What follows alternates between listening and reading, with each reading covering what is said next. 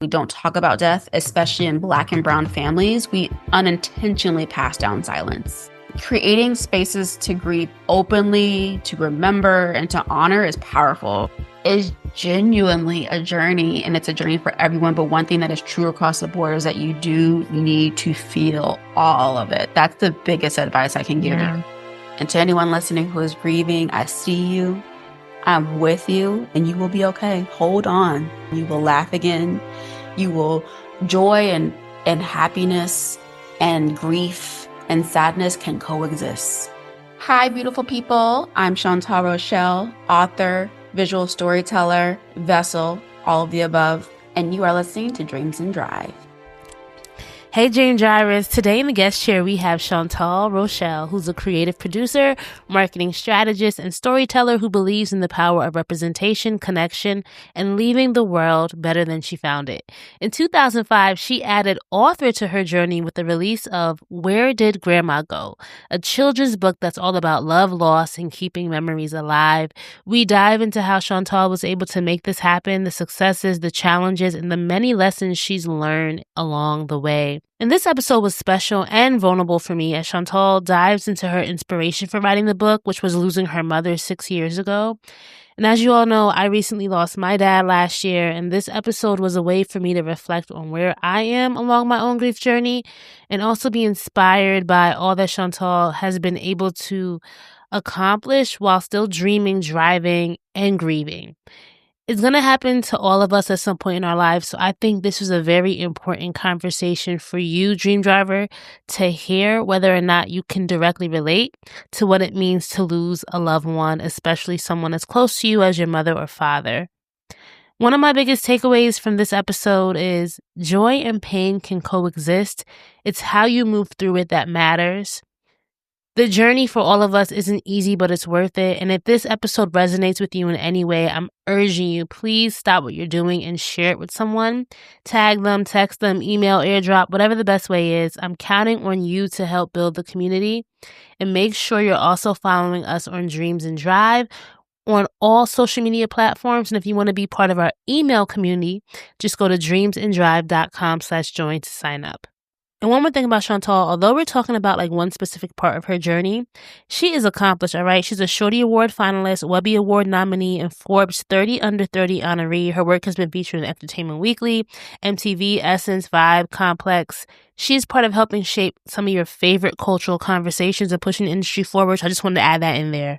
All right, let's hear from Chantal. Yes, I'm so happy to be here with you today, Rana. Thank you for having me. Huge fan of your work and your podcast, and just happy to be in conversation with you. Thank you. You know, I love to start all our interviews just going back in time, right? I think it really helps us center who the person is and just how their story, how their dream has come to life. So take me back to the young Chantal, right? Like, what was inspiring you as a child? Wow. Let me take it back. Okay, growing up in the 90s in Houston, Texas, shout out to the H one time, I was naturally observant and curious kid. I found magic in the smallest details, from watching people, listening to conversations. You know how they say a state of grown folks' business? I was front and center. I like to see what But you're a storyteller, right? So you like to be in the stories. That I makes want to know sense. what's going on, and writing stories in my head before I even knew what I was doing. Like, I was orchestrating stuff. I'm the youngest of four girls. I have three older sisters, and I would just make up scenarios and stories and just be like, as my sister would come home from school, as the young girl walks off the school bus, she looks yonder. I'm like, what are you doing? Like, I would literally, I was inspired by feelings, by human connection, and by how people carry joy and pain at the same time. Even then, I knew I wanted to create things that made people feel, whether that was through words, visuals, or moments that stick. I want to make sure that people felt seen. So I remember when we would do like show and tells in school, I would do like charades. Like, I was like a huge fan of like soap operas watching with my mom. So I was just very animated. And so as a child, I would get in trouble sometimes, being the little animated Black girl. Like, be quiet, Chantal. I'm like, no, I never listened. So I always got in trouble. But my mom, I appreciate how she never made me feel like I was othered because I was so animated. She let me embrace my silliness. And so because of that, I've been able to keep that with me throughout the duration of my life. Do you think that this desire to be animated and to seek out stories everywhere kind of was what made you pursue a career in media and marketing later on in life? I think so. I think absolutely. I just always saw myself in entertainment. I feel like entertainment was a place that you can kind of experiment and you can kind of explore who you were. I think that many people have like many kind of iterations and pivots in this career, in this industry. And so like media became the space where all my passions could live together from storytelling, culture, human emotion, and impact. I want to be a part of shaping narratives that make people pause, reflect or feel seen. Like over time, the biggest lesson I've learned is that visibility doesn't always equal value. You have to define success for yourself or risk chasing someone else's version of it. And so for me, I wanted to make sure that I was also protecting my joy. And so like being someone who grew up being encouraged to lean into my joy, lean into my silliness, my quirkiness, working in media was essential for me. It can be beautiful, but if you're not careful, it can consume you more than it gives. So that's why it's important for me to make sure that my personality and who I am is at the forefront of it because I don't want to lose who I am. I don't want to No, lose that makes a lot of sense. What were you discovering during this time about what your gifts were and what your strengths were as a person, as a professional? What I was looking at as a person is like what makes me feel happy. Like I love when I'm connecting with community. I love when I'm hosting people at my house. I love when I'm going to other people's house and building community. I grew up with, parents who always went to somebody's house. Like my mom was going to 50, 11 aunties and Yeah, godmothers. I feel the same way too with my parents. It's like you were just all and it just became a part of like who you were, right? Did. I was like, girl, who else's house are we going to? Like it would be, oh, don't How let many aunties do I have that aren't related to How me? many? And why am I just meeting them at the age of 15? Like, why am I, what I'm saying? Like, it will always be a new auntie. I'm like, Mom, you met this person in the checkout line at Walmart, girl. Like, now they're my godmother. So it's just like, that's how I grew up. Like, community and conversation has always been a part of who I am. Like, I literally grew up like that. And so for me, having connection, I think that being a connector is one of the things I'm also proud of when I call myself a vessel. It's not just saying that to for just fun. It's because I genuinely believe that connecting people, whether it is through a job opportunity, whether it is through an opportunity for whatever it looks like, to me, that's the centerpiece of how I'm treating people, how I'm connecting with people, and I just genuinely believe that's what gets you far in this industry. Is people will say it's not who you know, it's who knows you. It's also who knows your character. Who I knows was just talking about that and your values, right? Like with the past guest, she was talking about she's a founder, and she said she didn't realize how important values are when building her team, and that's what caused her to have like this major break in her business because she hadn't been paying attention to that. So it's so important surrounding yourself with the people who understand you and who also have those same values. and that you trust. Who was it recently? Kerry Washington was saying something about the only people's opinion that I value are the people that I love and trust and that have lived lives that I can co-sign and be proud of. Like if it's people who I aren't contributing to my life, what have you, like those opinions don't matter to me. I care about those who I'm in community with. I Yeah. care about family, my friends, and people who see my work and what have you. Like I genuinely don't get distracted by outside noise. It's taken a long time to get here. Girl, listen, it's a We all are a work in progress, so I journey. understand that. But I've reached a place where I genuinely am listening to my own voice, and so that's what's also been a part of the process is blocking outside noise as best as possible. It's a daily task, but it's something that I try to make sure is at the forefront. We're gonna take this interview in another direction, right? You lost probably one of the most important people in your life. My condolences. I also, this past November, lost my father, and just losing a parent is just this, as you know, Mhm. it's this entire, like, life shift. You don't For me, it was very unexpected, like, totally unexpected day after Thanksgiving, he passed away, um, but it rocks my world. It's still rocking my world. I'm only 6 months in, and so when, Tequila reached out and she pitched me a story about how you wrote this book, Where Did Grandma Go? It connected with me so much because I also have a son, Axel.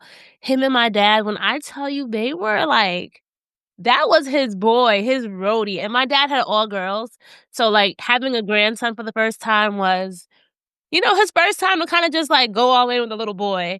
His loss is something I'm still reckoning with, and your story of how you have really dealt with the grief and the loss of your mother and have helped create this story that hopefully helps other, young kids work through these big feelings is just something I wanna focus on, but, let's go back to that.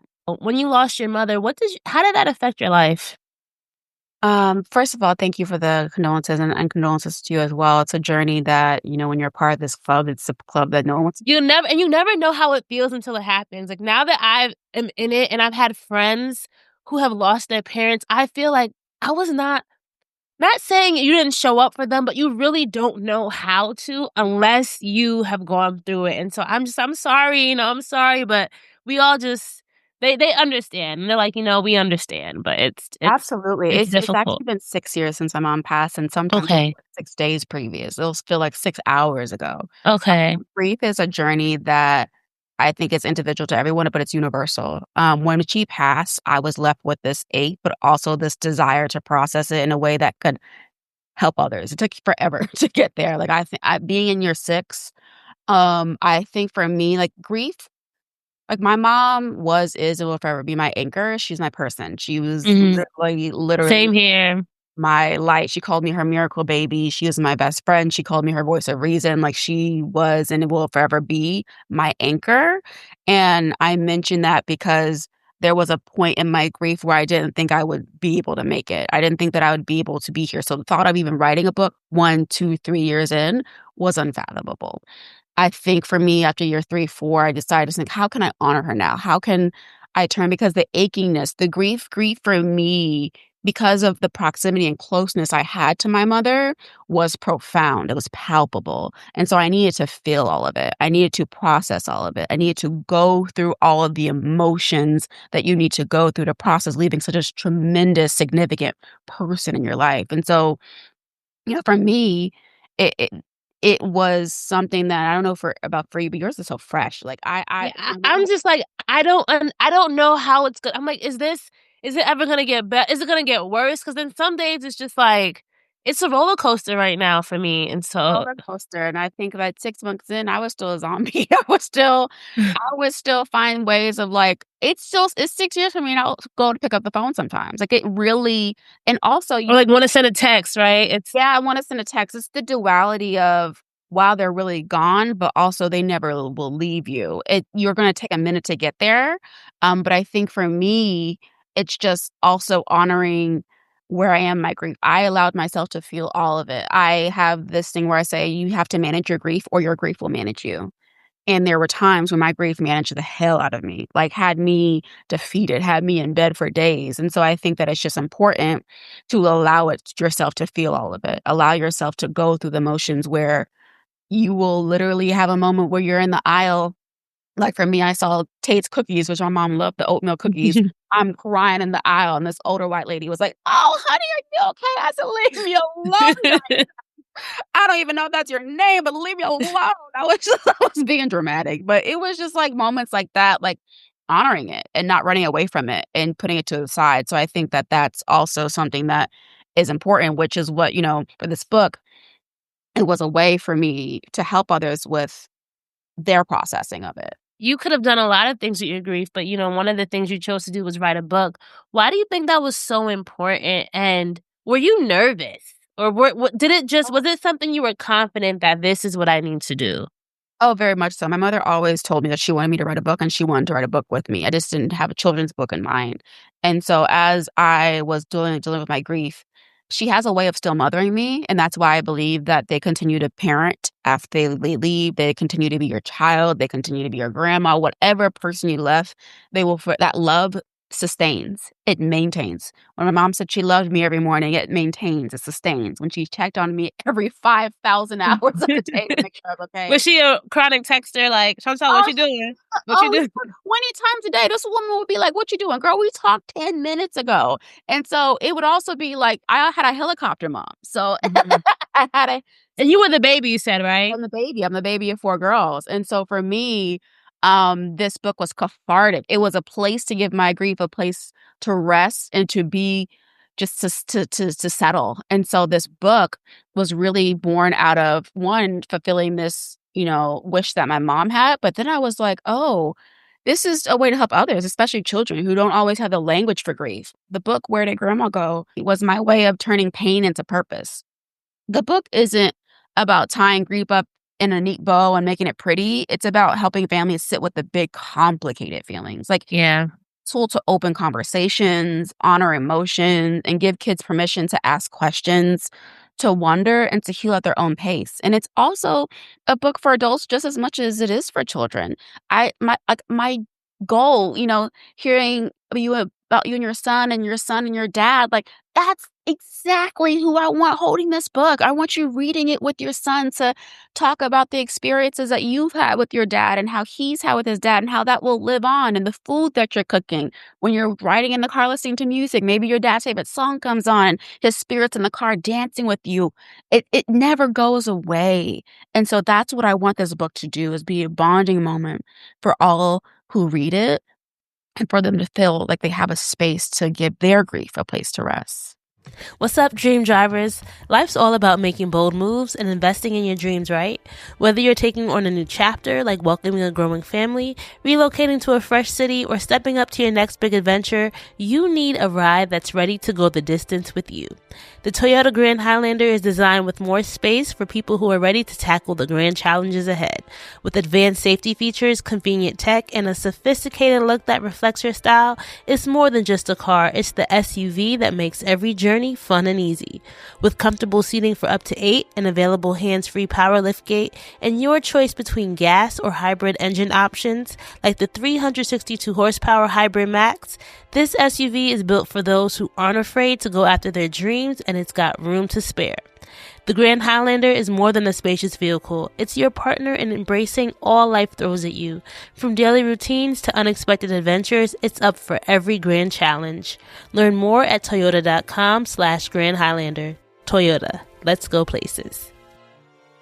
And for people listening in, like there might be moments in their lives that cause them, like you said, you turn your pain into purpose, or there might be something that happens to you and you have to decide, what am I going to do with this? What would you say to that person who has this idea, right? Like for you, it was like, I'm going to write this book, but they're nervous about putting it into action because maybe they've never done it before. I'm assuming this is your first book, right? Like there are things you had to learn. What was that whole process about? Just like actually physically doing something that you've never done, but you need to get through to execution. Number one, make sure that you are not the person standing in the way of your goals. I was my Speak to own that. person standing in the way. I kept making excuses. I kept saying, "Oh, I don't know where to start. I don't know anyone in the literary industry. I don't know. I have a literary age." I kept saying what I don't have, but I said, "What do I do have? I have a story. I have a story to tell." And so for those who are feeling defeated and for those, think about all that you've gone through. Think about everything that's brought you to this space and think about the people that will be healed, whether it's a book, whether it's a canvas piece, an art piece, whether you want to write, I don't know, like a Substack, what have you. Maybe you're putting off having your clothing line. Maybe you're putting off, like, I had a friend who dropped a line. I said, "Girl, how do you do that?" She goes, "Girl, I contact people in China. They help me." I said, "Okay, girl, you better get you a supplier." If you have a dream, if you have an idea in this life that you have, people will be like, "Oh, I started school at 30. I started school at 40. Like my mom would say, "You're going to be 30 anyway. You're going to be 40 anyway. So why don't you be 40 with a degree? Why don't Right. whatever age with a children's book, with a shoe line, what have you?" And so I said, "You're going to be living this life. Why don't you do it doing something that's yours?" When you're pouring into other people, you're pouring into other companies and brands' mission, what are you going to have that's yours? And so that's what I want. This is my legacy. This is my mother's legacy. This is when I'm gone, you're going to still be able to have this tangible item that's a part of my story, but is universal as well. That's what also brings me joy, is that it's something that is mine and that it is going to touch lives. And so if you have something that you're stuck on, I don't know where to start. For me, I reached out to people who had not reaching out to New York Times bestsellers, but people who had wrote independent authors, people who had wrote books self-publishing, and people who, reached out to different people. Reach out to the people laterally who are doing what you're doing or what you're wanting to do, and just have conversation. Don't be afraid to ask for help. Do you need to have the confidence before you reach out? Because I think that's also a big thing a lot of people say, but, like, I just don't think I can I do do it it. scared. Do it scared. Do it scared. I didn't know. There's this editing site called Reedsy, Reedsy, and one of the editors that I reached out to, I was afraid to reach out to her. She was one of the editors of the Hunger Games series. And so I reached out to her, Jennifer Rees, and she said yes to the project because she had just lost her dad and she was struggling with how to tell her sons about the loss. The timing there, and imagine if you said, I'm not gonna reach out to her," you would have never had that, Never that had never. And so the moment of just saying, let me I didn't know any of this, of course, but just the moment of saying, "Let me just ask." The worst she can say is no. I have nothing to lose in this interaction, but her to say no, and if that happens, at least I tried. Not knowing that this is a personal story to her in her life in that moment. And so it was also even more intentional because when she was editing it, she was mentioning just different ways and nuances of how to talk to children. So I'm also getting these lessons of how to, you know, kind of punctuate this, or like how to, when you're talking to a child, just like learning along the way. And so I learned so much from having these different interactions with like a editor or a publisher, and always being willing to be a student, always being willing to learn and grow. And so I'd say if you're scared to do it anyway.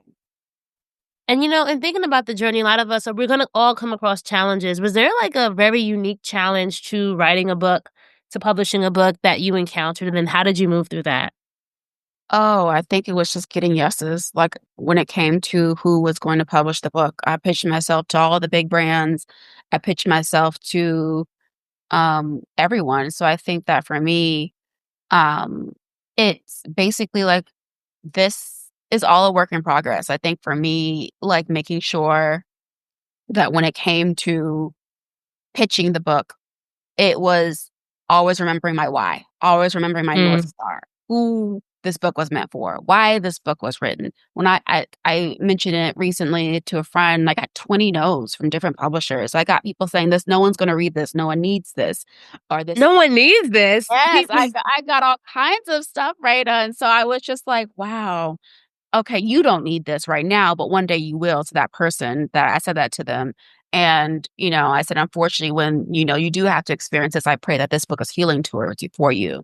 And so my mom would always say a delay is not a denial. It's just a not right now. And so I got the right publisher, Beaver's Pond Press, who loved the book, who has championed me along the way, who I've learned so much from as far as the printing process, as far Mm. as editing, book bounding pages. I've learned stuff I didn't even know I needed to know. And Like even the investment and the capital needed, right? Because that's something absolutely too the that's capital. Like I self-funded important. this book. And so like I for this book is 3 years in the making. And so it's also something that I think is important for people to know. It's like it doesn't happen overnight. This took 3 years to bring to life. And so now that it's out in the world and you can, purchase it. I think it's important to also remember, like, to relish in the journey, to relish in what got you there, allowed you to get to a space. Like with my grief now, it ebbs and flows as, you know, it does. But for me, I'm like, I did it, mom.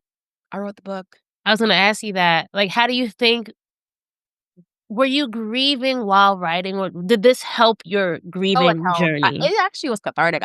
It was so fun. It was so like, I felt so close to my mom. Like, I felt her throughout the process.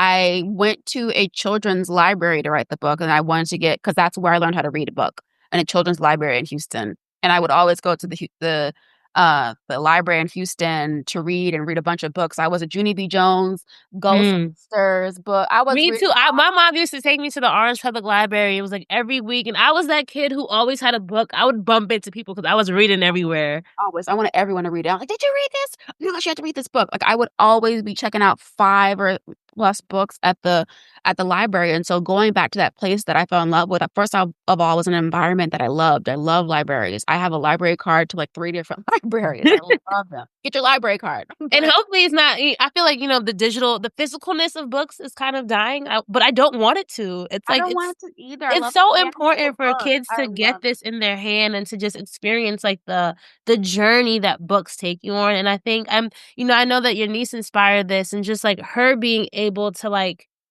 have her own thoughts from reading this, right? And just be able to take it different ways. Like, it's been so interesting to watch my son Axel process grief, like, and to learn that, like, he misses his grandpa, but like you said, they're always still with you. And that's the, I guess, encouraging part for me is like, I don't want him to forget him. I don't want him to forget his grandpa, but I don't think you can. And yeah, that's the can't and part that I'm even wondering, will I forget him? Will I forget my dad? Like, because he's not Ever. here. I had the same where, will I forget her sayings? Will I forget what she said? But no, that one will pop up in my head. I'm telling on myself, but I woke up the other night and I have a really bad sweet tooth and I like fruit stacks and gushers and stuff. So I woke up Okay. at 12 o'clock midnight and I went to go get some gushers. And I heard my mother clear as day said, "Girl, don't you dare." And I looked around in my house like, "What?" Like, clear as day, they don't leave you. He will continue to bother you. He will continue to show up in different aspects of your life. You will have a moment where you're just like, "Was that my dad?" It was him. You'll have a moment where you'll have a dream visitation. You'll have a moment where they never leave you. I'm 6 years in and I feel so connected to my mom because after the heaviness of that's another thing. Joy will come again. Yeah. Laughter will come again. The first 2 years, oh my gosh, Raina, I did not want This is encouraging, but it's also like one of yeah, my I friends told me, know. Yeah. Allow yourself to go through it. Like, just don't try to avoid it." She was like, when you avoid it, when you avoid the feelings, when you try to, like, just push them away, they come back even harder. Like, let yourself feel it." And So it prolongs it. It prolongs it. I know people who are, like, 30 years in their grief who work it away, who numb it away, who do all kinds of things. I lost my mom, 3 months before the pandemic started, so I had to sit with wow. grief. I had to 'Cause you do couldn't be that. outside. I was in a new city, didn't have family. I was by myself. I had to grieve by myself. I had to grieve. And so I say this to those who are grieving, don't rush it. You're going to have moments where you are going to literally I had a friend who just freshly lost her mom, and she was like, how do you what I wanna write a book too." I'm like, "Girl, you gotta go through the process. Are you still a baby in this? You know, I know my friend, I had just lost my mom and she was 7 years in. She said, "Oh, my love. Oh, you have" like, and I say that because I'm so happy she told me that. She said, "You have to feel every bit of it, the aching, the breaking, the heaviness, the unfathomable. You have to feel it all because it is something that is a human experience." And so when I say that, I just really encourage people to do that because as heartbreaking as it is, the joy will come again. I never thought it would come back. I never thought I would smile again. And so I'm cracking jokes now where I can think about my mom, be like, "Girl," or "This happened," or I'll laugh and it's just such a different relationship, a bond and dynamic I have now. And the way that I know my mother now is it's just beautiful. And so I know that as you continue to grow in your journey, you're going to find out different things about yourself you didn't know, different things about your father, different things as you You continue see, to you grow. realize they're more than just your parent. That's the biggest thing I had to learn. Like, even 2 weeks in planning his funeral, people reaching out. I'm like, "Who are you? Like, you know my Yeah, dad?" But exactly. realizing, like, he had people that I didn't know that knew him. I had some people at her service being like, "Hey, mama." I said, "She wasn't my mom. What you her mom? You call." And so I was like, that's what she was to people. She was people's mama. She was literally I said, "I can't take that from them." And so it's just like you will continue to learn different things about your person. And so that's what grief has taught me is that, it is genuinely a journey and it's a journey for everyone. But one thing that is true across the board is that you do need to feel all of it. That's the biggest advice I can give you. Yeah.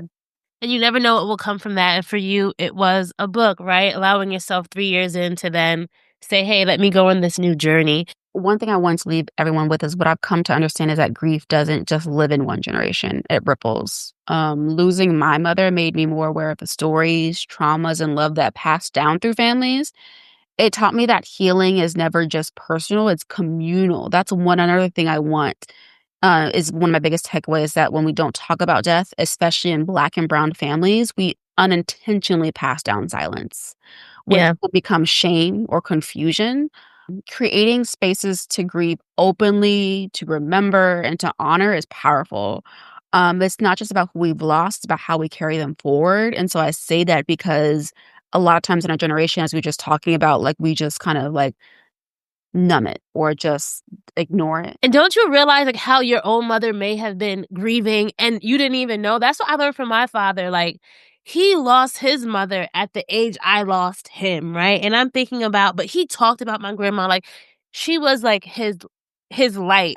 And I'm like, "Wait, like, he must have been grieving his mother his whole entire life that he was parenting me, and maybe the way he parented me was because he was grieving his mother." Like, he had this gentleness to him that, you know, compared to, like, my mom, like, they were completely different personalities, and I just wondered, like, he had his mother mothered him in a certain way, and it's like the grieving of her might have made him be more intentional with how he showed up for me and my sisters, which you don't realize that until they're not here and it all clicks. It's It all like, clicks. It all clicks. My mother was grieving her mom for 30 years, and she lost her the same age I lost my mom, so that's really ironic. "This And is crazy. she would the way that she talked about her I never met my grandmother, but the way that she talked about her, I feel like I did.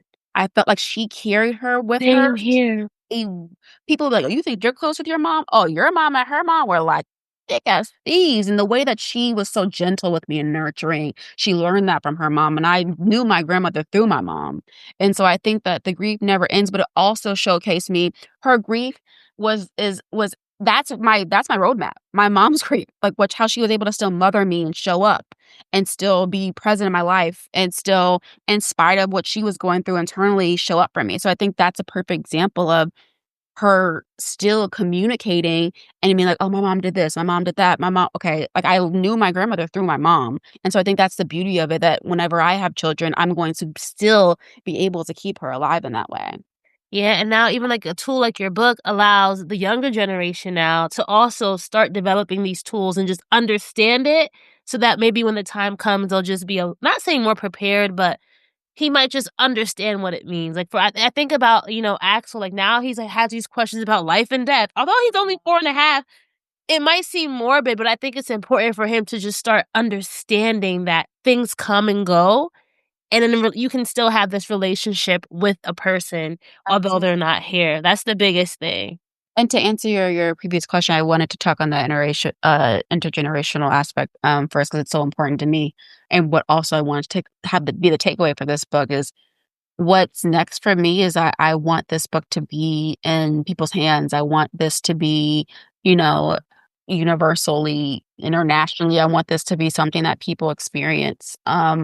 I'm going to continue reading in children's libraries. I read at the Bronx Children's Museum. I'd love to read at Houston libraries, like my hometown. I would love to take this on the road. I just so many things I want to do with this book. But one of the biggest things I want is for people to feel seen. I want them Yeah. to have a place again, like I said, to give their grief a place to be because a lot of people carry grief in silence. And so I want this to be talked about. I want to have conversations like this. People just don't talk about these things. And people talk about death as if I don't believe death is final. I did I believe death was final before my mom passed, but that woman makes sure it is known she is not going nowhere, child. She's like, "You thought I was gone, sis?"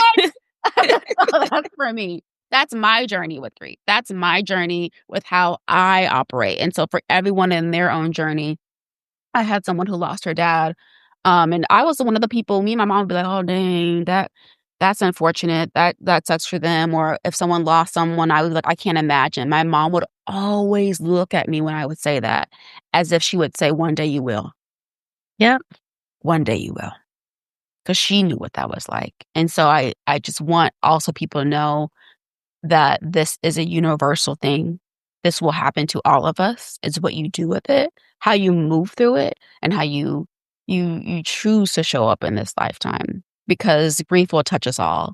And so I want people to know that when your time does come, to sit with it, to feel it, Yeah. I'm sure 7 months ago, 8 months ago, 9 months ago, this wasn't even your radar. I This wasn't I even legit said bye to my dad at Thanksgiving. He packed him a plate. Who knew that would be his last meal, right? It's like you do not know. We are not predictors of the future. And so that is something that I want people like pictures. Take all the pictures, take all the videos. I have so many voicemails of my mom. I would get mad at my mom for leaving me voicemails.